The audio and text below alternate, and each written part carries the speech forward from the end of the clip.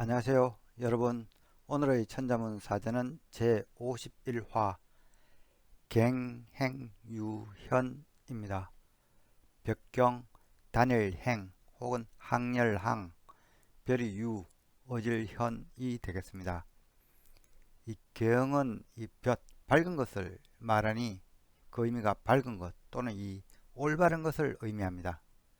그래서 갱행이라고 하면 밝고 올바른 길을 뜻하는데요.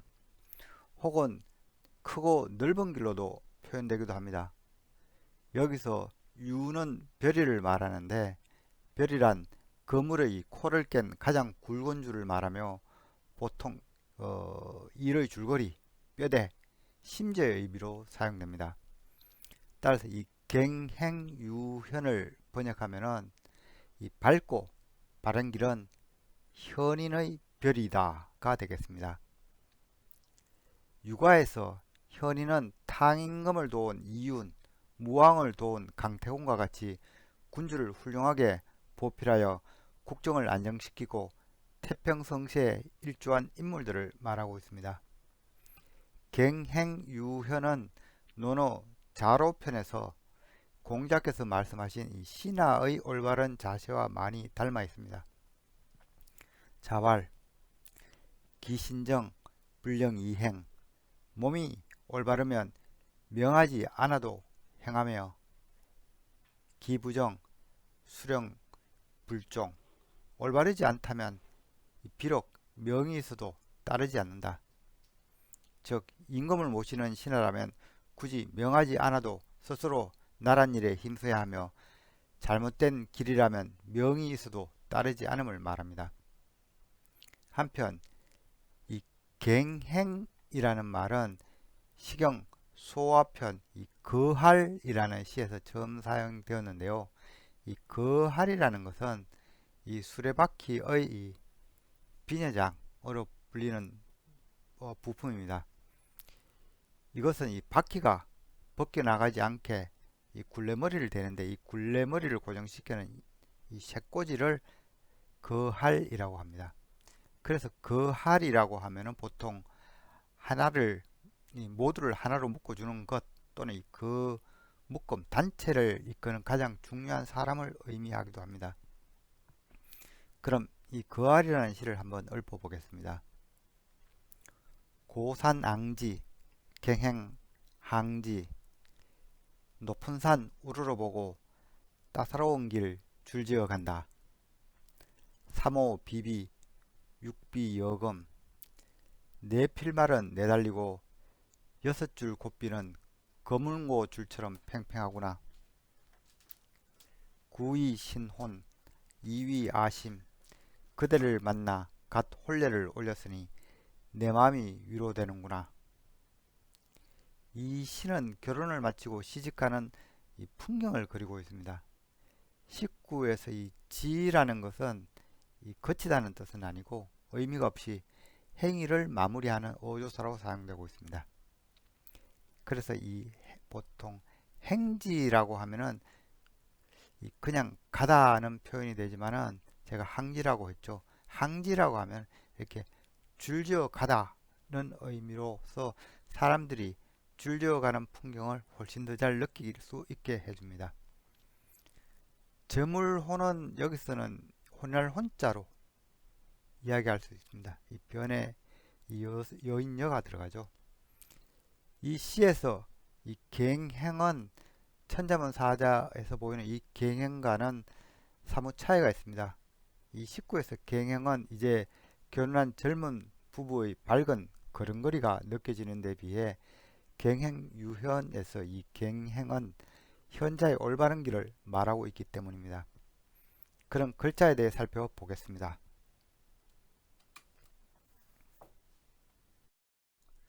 먼저 벽경을 설명드리겠습니다.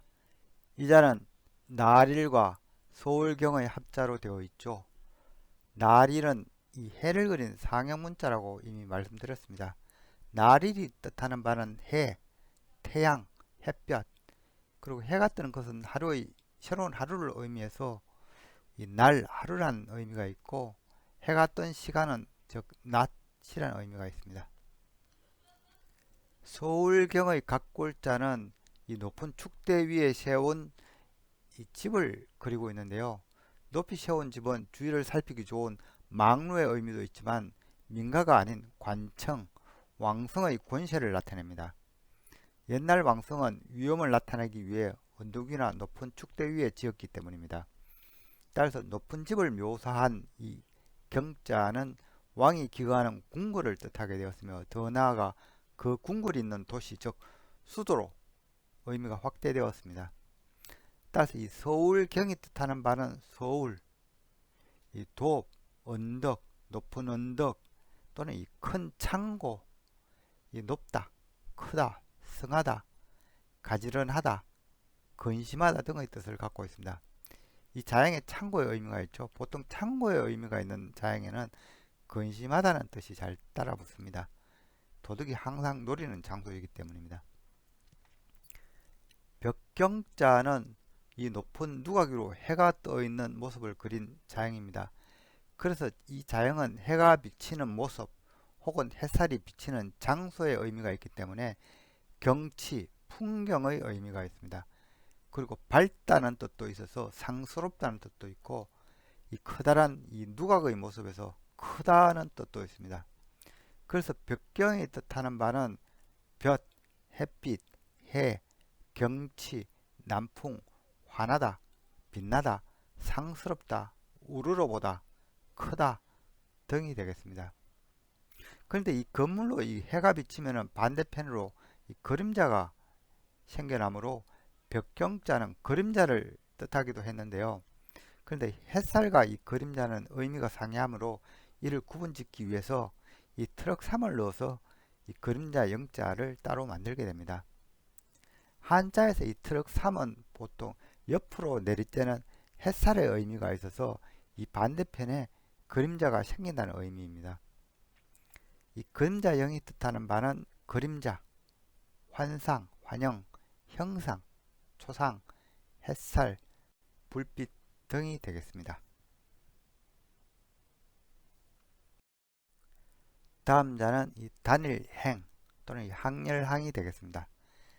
이 자는 이 두인변 그리고 자축거릴 촉의 합자로 구성되어 있죠.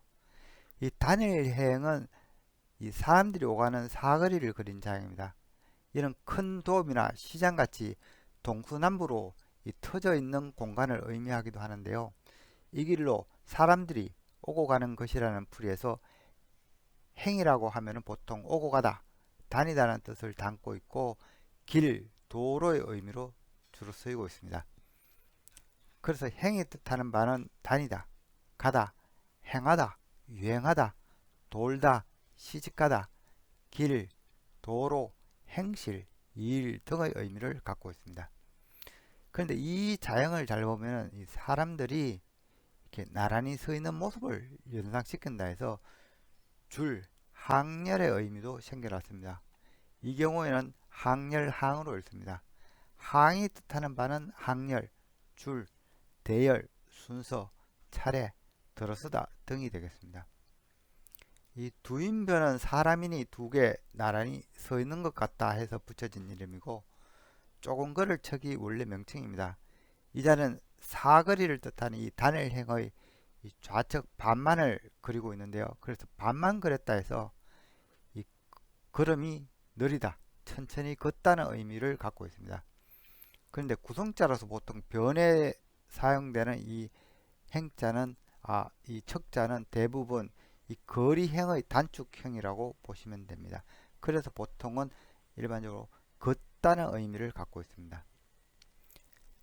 자축거릴 촉은 이 단일행의 이 우측 반을 그린 자형입니다. 조금 걸을 척과 같이 둘 다 천천히 걷다는 의미는 동일하지만은 힘없이 터덜터덜 걷다는 의미를 갖고 있는 것이 자축거릴 촉입니다. 자축거리다는 말은 이 힘없이 걷다는 우리말입니다. 다음 자는 별이유입니다. 이 자는 실사변에 세추의 합자로 되어 있죠. 실사자는 보통 두 줄 형태이지만은 변에 올 때는 이렇게 한 줄 형태로 사용됩니다. 참고로 이 한 줄이 단독자로 쓰이는 경우는 가는실멱으로 불립니다. 자형은 세살을 꼬아 만든 이 실을 그린 상형 문자인데요. 이 실은 보통 가는 고치실을 여러 가닥 꼬은 명주실을 나타낸 것이라는 말이 있습니다. 그래서 이 실사자가 뜻하는 바도 실, 명주실, 견사, 가는 물건, 실을 뽑다, 가늘다, 조금 등의 뜻을 갖고 있습니다. 세추의 각골자는 주변에서 흔히 보이는 작은 새를 그린 상형 문자입니다. 이 자는 세조자와도 많이 비교가 되죠. 세조는 학과 같이 다리가 길고 날개가 큰 새를 말하며 세추는 다리가 짧은 비교적 작은 참새, 비둘기, 뻐꾸기 등을 의미합니다. 하지만 절대적인 구분은 아니고 경우에 따라 같은 종이라도 세조와 세추를 혼용하여 구성자로 사용하기도 합니다. 한편 이 새는 높이 난다 하여 높을 채로도 불립니다. 이 별이 유조. 보통 별이라는 것은 이 거물에서 이 코를 깨는 이 굵은 줄을 말하는데 보통 뼈대가 되는 부분, 중심이 되는 부분 등을 일컫는 말입니다. 이 별이 유의 각골 자형을 보면 이 세추자가 있고 아래에 이 줄이 달려 있습니다. 이는 새를 묶는 튼튼한 밧줄을 의미합니다. 이는 매를 이용한 새사냥 방식을 의미하는데요. 이 매사냥은 석기시대부터 있었던 아주 오래된 사냥 방식입니다. 사람이 부리는 새를 의미한 자형이 바로 이 매응자죠. 이 처음 야생의 매는 달아나지 않도록 발에 줄을 매어 이렇게 길을 들이게 됩니다. 우리말 중에 매달다, 매달리다 하는 말도 여기에서 유래된 것입니다. 즉, 새 발목의 줄은 이 길들인 매를 상징합니다. 또한 매의 다리나 이 꼬리깃에 주인을 표시하는 시치미를 달게 되는데요. 이때 다른 집 매를 잡아 시치미를 떼서 훔치기도 했습니다. 그래서 나온 말이 시치미를 떼다가 되겠습니다. 검문자형을 보면은 이 다리의 줄은 변으로 나와 실사자가 됩니다. 또한 길들인 새임을 나타내기 위해서 새가 이렇게 버릉에 앉은 모습으로 그려지기도 했습니다. 이 버릉은 매를 받는 장갑을 말하는데요. 검문에서 이 버릉은 이 몽둥이 수로 표현되고 있습니다. 소전에서부터 이 자형은 실사자 변에 새 추의 조합으로 고정이 되었습니다. 별이 유는 매를 잡아두는 튼튼한 줄을 그렸기 때문에 그 의미가 튼튼한 줄, 근본이 되는 줄, 중요한 부분 등으로 그 의미가 확대되었습니다. 제3공화국에서 유신이라는 말이 나왔죠. 즉 근본부터 새롭게 한다는 의미가 되겠습니다.